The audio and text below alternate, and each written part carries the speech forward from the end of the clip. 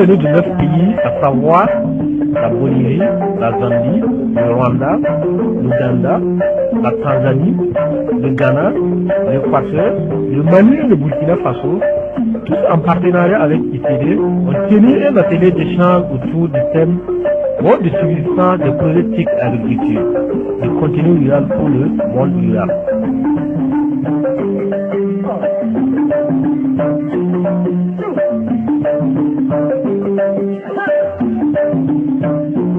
Lors de cet atelier, des sujets tels que le problème de la traçabilité des projets agricoles ont été soulevés. On va passer de l'agriculture de subsistance vers une agriculture de marché. Écoutez la conversation entre Mali et Burkina. Tout ça c'est bien, mais ce qu'on veut réellement en 2 mots, c'est chercher l'argent. Comment on va avoir de l'argent clair et bien? En fait, pour moi, le problème se résume à ça. Et je le disais tantôt hier, l'argent là, c'est l'information. Si tu dis quelque chose à lui qu'il ne doit pas entendre, ça complique les choses. Donc, à partir de votre base de données, pour chaque utilisateur que vous allez avoir la base de données, vous allez avoir, vous qui gérez l'ensemble, vous allez avoir des codes que vous attribuez à tout un chacun. Et un code donné va permettre à quelqu'un d'avoir accès à un nombre d'informations.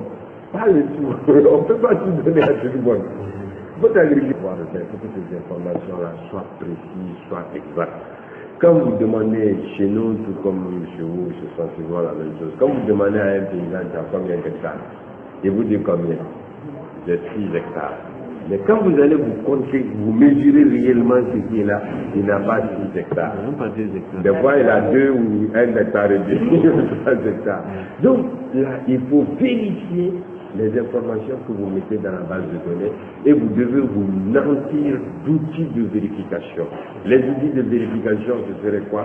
Ce serait par exemple les GPS, les PDA, les... Tout. Il ne faut pas mettre dans du pipeau. Et ça, c'est important. Donc les informations que vous avez dans la base sont des informations prévues. Et ça va aider les paysans.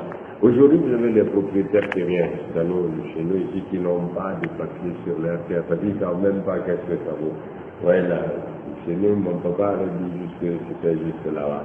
Bon, jusque là-bas, c'est combien tout. Aujourd'hui, si vous avez les éléments pour pouvoir mesurer qu'est-ce qu'il possède exactement, pouvoir lui donner un papier lui disant que voilà réellement ce que tu as, c'est très important pour les paysans. Et quand on parle, par exemple, vous parlez de venir maintenant, de passer de subsistance à une agriculture maintenant de marché, une agriculture moderne et tout. Pour parler d'agriculture, il faut que le paysan il sache d'abord qu'est-ce qu'il a comme superficie réellement, qu'est-ce qui lui appartient. Et ce n'est pas toujours... aujourd'hui, quand vous dites, oui, j'ai dit les cas, d'abord, je ne vous crois pas, il faut que j'ai les preuves. Les preuves, à partir de votre base de données, ce sont les éléments qu'il aura. Aujourd'hui, si vous faites la délimitation des parcelles et tout, et ça, c'est précis à partir des outils que nous avons aujourd'hui qui permettent de donner la surface exacte. S'il connaît la surface exacte, il peut maintenant approcher de l'administration pour avoir les documents officiels lui disant que ça c'est pour toi. Ça c'est ce sont les rudiments, les premiers éléments dont le paysan il a besoin. S'il a ça aujourd'hui, au moins bon voilà, je suis tranquille, ces terres-là sont pour moi et ça vaut ça. Maintenant, déjà, le paysan, s'il sait exactement ce qui lui appartient, il commence à avoir des idées de qu'est-ce qu'il va mettre dessus. Vous parlez du passé de subsistance à marché. Subsistance, c'est très important. Manger d'abord. Si le ventre est plein,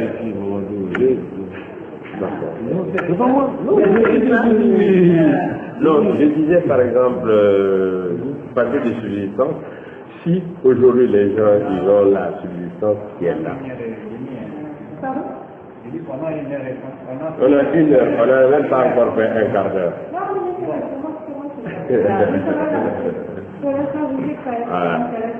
Voilà. Donc je disais, au niveau de subsistance des marchés, d'abord si les gens qui mangent, c'est une très bonne chose. Maintenant, l'agriculture de marché dont vous parlez, c'est vous êtes, parce que avant de trouver ce qu'il faut mettre sur le marché, demandez souvent au marché ce dont ils ont besoin et produisez ensuite. Mais ne dites pas on va produire et on va chercher après. C'est ce que j'aurais à dire.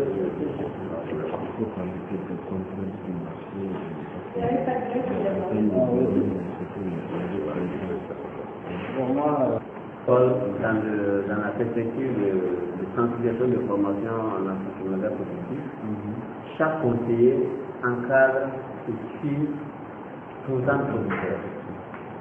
Donc chaque année, il a un cahier de charge avec une feuille bien précis par rapport à tout ce qu'il doit faire. Donc ce sont ces conseillers-là, peut-être quand il y a un problème qui est à mesure, puisque les chercheurs les forment dessus. Donc c'est à celui-là de pouvoir se renseigner sur l'information qu'il a à donner par rapport, en tout cas, à des dispositions pour faire face au mal. Beaucoup d'éléments et beaucoup d'atouts. L'atout, c'est plus l'organisation que vous avez en place. Parce que vous avez parlé des conseillers qui encadrent 50 producteurs. Et même hier, quand vous faisiez l'exposé là, parce que vous avez fait cas un peu de l'aspect retenu par rapport à la durabilité de votre projet. Et tout. Je dis déjà, vous avez une organisation bien structurée. Et donc, ce que vous devez mettre en place va s'appuyer sur cette organisation qui est déjà en place. Il dit, maintenant, il y a un certain nombre d'éléments qu'il faudrait tenir compte.